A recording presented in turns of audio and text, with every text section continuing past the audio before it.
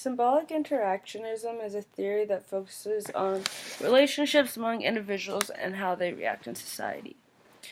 This communications theory is seen as an exchange of meaning through language and symbols, and basically just how people interact, which is believed to be how people understand the world that they are currently living in and the society that they're currently living in.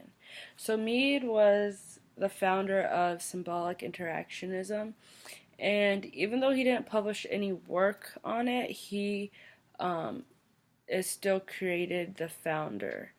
Um, Symbolic interactionism has three parts.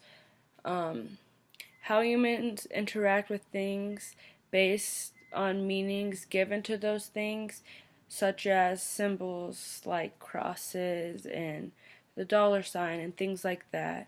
And then the meaning of how things are interpreted by a person who is dealing with those specific things or the specific circumstances or experiences that they are in that time. And then the given meaning of things comes from interactions within society and how people interact with other people. So basically, how things gain their meaning from people interacting in society and coming up with what those things mean. So, for example,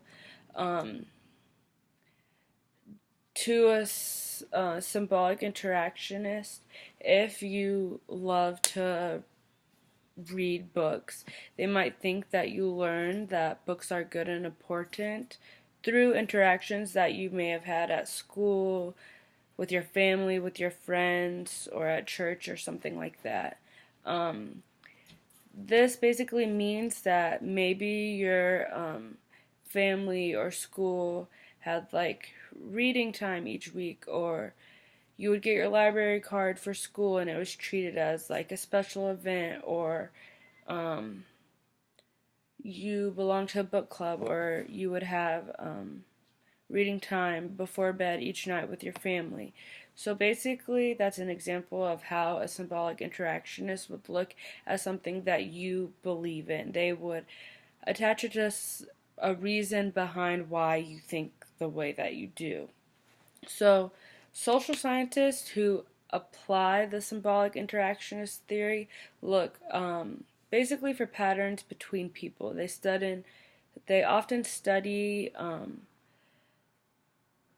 one-on-one interactions between people, one-on-one conversations to see how you and the other person are interacting and how you are putting meaning and value towards certain things. So, for example, while a conflict theorist studying a political protest might focus on class difference, a symbolic interactionist would be more interested in how individuals in the protesting group are interacting with each other. So it's a lot to do with communication, interaction with each other, how y'all see things, and studies that use symbolic interactionist perspective are more likely to use qualitative research methods such as interviews with hard questions, participant observations, because they seek to understand the symbols of the world and the society that the people that they are studying interact in.